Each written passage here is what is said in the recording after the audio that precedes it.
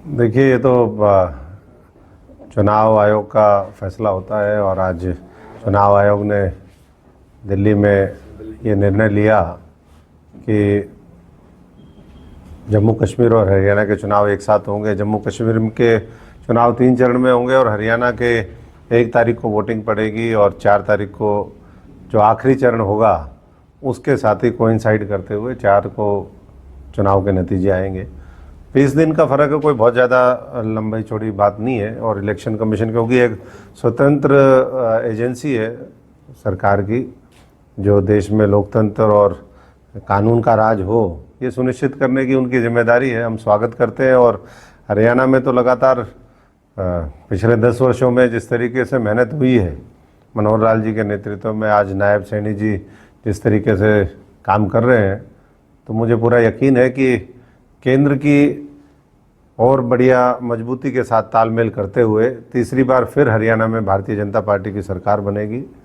और जिस तरीके से लोकसभा चुनाव में इस इंडिया अलायंस ने, कांग्रेस के लोगों ने विदेशी ताकतों से पैसा भी लिया, उनके साथ मिलकर के दुष्प्रचार भी किया, अफवाहें फैलाई, अब उसका अंत होगा। और लोगों को इस बात समझ में आ गई है कि ना संविधान खतरे में था, ना आरक्षण खतरे में था, ना किसान खतरे में था, ना गरीब आदमी खतरे में था। खतरे में ये लोग थे जिन्होंने हर तरीके का सहारा लेकर के, और ख़ास तौर से इस इलाके में हम देखें क्योंकि ये इलाका कृषि बहुल इलाका था, कोई मिडिल क्लास यहाँ नहीं थी, तो उनका सहारा लेकर के कोशिश करी।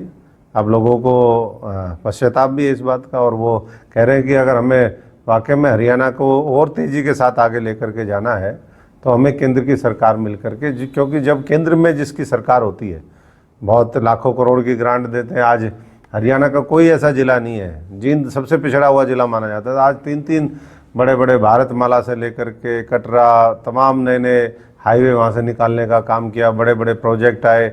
हमारे सिरसा का मेडिकल कॉलेज वो सेंक्शन हो गया, सारी चीज़ें। तो इस तरीके से नई नई व्यवस्था बनी भी है। और कुछ लोगों की, जिनकी जैसे सरपंच थे, थोड़ी नाराज़गी थी, उन सरपंचों के लिए बाद में लोकसभा चुनाव के बाद फैसला हुआ, सीधा उनके खातों में पैसा भी गया और एक जिम्मेदारी के साथ वो गांव का विकास सुनिश्चित कर सके, ये कोशिश है एमसीओ से। कोई ऐसा वर्ग नहीं जिससे पिछले 2-2.5 महीने में जिनकी अगर कोई समस्याएं थी, उन समस्याओं को दूर करने की पहल वर्तमान सरकार ने ना की हो। जो अग्निवीर योजना थी उसमें बदलाव लेकर के आए।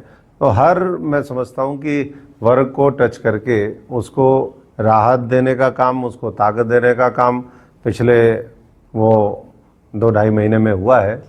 और अब हम तैयार हैं पूरी मजबूती से। आज से दोबारा नए सिरे से हमारे तो सारी मीटिंगें जारी हैं। 16-17 तारीख को सारे विस्तारक, त्रिदेव से लेकर के मंडल और नीचे तक की जो कमेटी है, पूरे हरियाणा में फीडबैक लेने की कवायद उसमें शुरू है। ऑब्जर्वर पहले लग चुके हैं, सभी 90 के 90। और जितने भी हमारे मोर्चे हैं, अग्रणी संगठन हैं, वो भी अपना अपना दायित्व निभा रहे हैं। और सब लोग मेहनत के साथ लोगों का दोबारा विश्वास जीतेंगे। और जो गलतफहमी पाले हुए है कांग्रेस, वो तो अलग अलग दिशाओं में चल रही है। कोई परिवर्तन यात्रा निकाल रहा है, कोई हिसाब मांगने का यात्रा निकाल रहा है, कोई किसी की यात्रा का नाम ही नहीं पता कौन सी यात्रा है।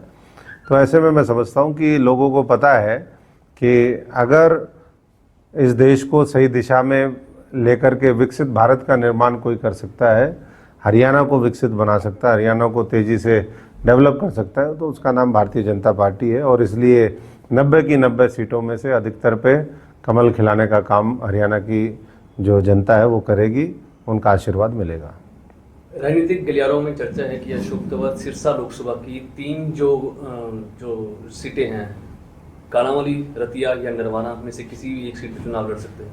देखिए, मैंने तो पहले भी कहा, मैं तो पार्टी का सिपाही हूँ। पार्टी के लिए 90 की 90 सीटों पर काम करेंगे। ऐसी कोई चर्चा मेरे से तो किसी की हुई नहीं।